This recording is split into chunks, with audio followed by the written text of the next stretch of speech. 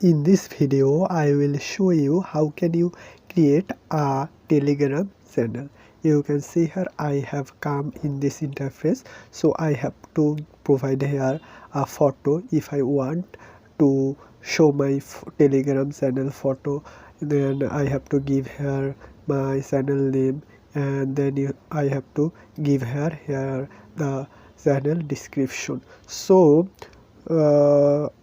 for opening your Telegram channel, you have to simply come here, Telegram. You can see here I have come here on my Telegram app.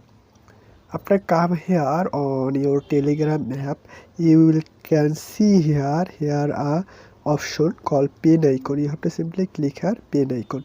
After clicking here pen icon, you can see here new channel. You have to simply click here new channel, and then you have to give here your channel name. You can see here I am simply giving here my channel name, and if you want you can add here a photo. So I don't want to do that. You can also provide here description, and then you can see here tick signal, the tick option. You have to simply click here tick, and then you can see here private public. If you want to public your Telegram, then it's okay. If you want to private, then you have to simply click here private, and then here you can provide a name of your link Telegram channel page. You can see here I am simply giving here my channel page name.